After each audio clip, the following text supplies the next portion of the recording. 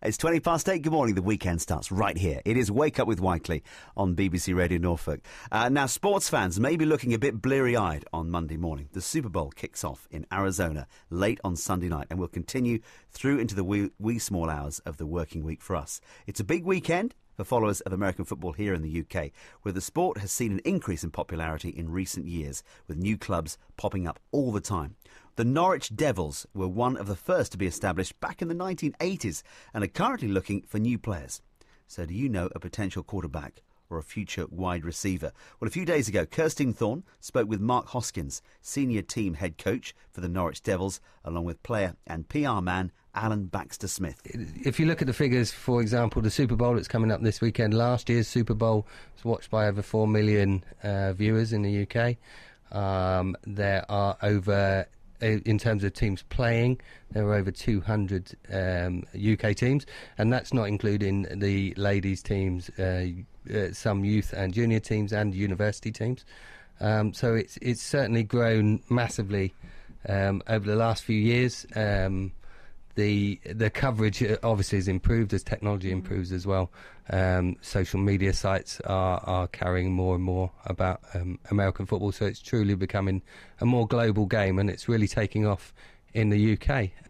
From when I was a child, when you were kind of hidden away as an American football fan, you're definitely not hidden away anymore. There's so many people you can talk to about it.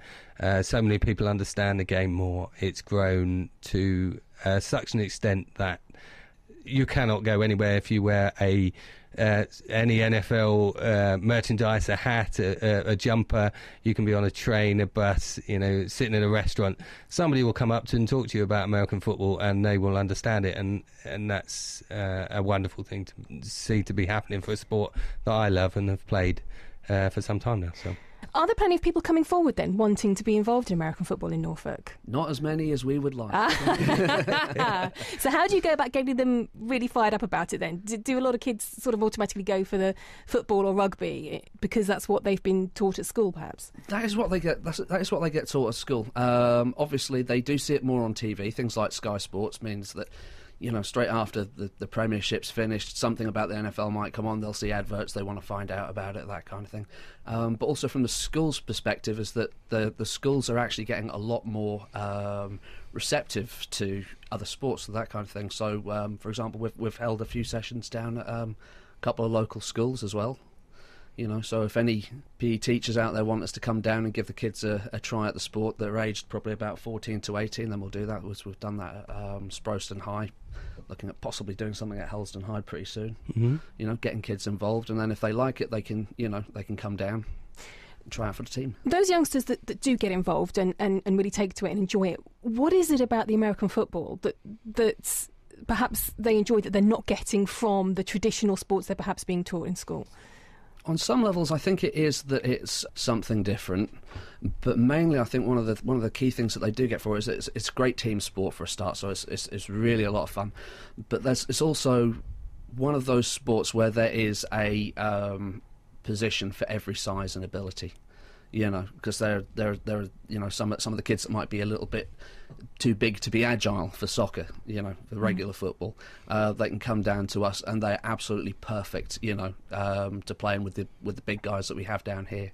But there's still spaces for the small guys to run around on the outsides as well. So you get that massive mix of ability and size, which is great.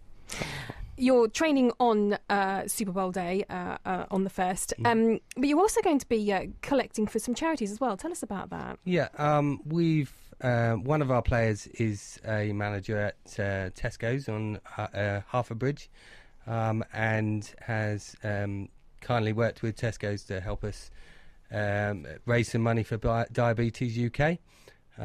We will be in and around the entrance to Tesco's, so if we do block you up with some of our players all dressed out in kit, we do apologise and hope you can get past and get on the way to shopping. But if you do see us, please do come and talk to us.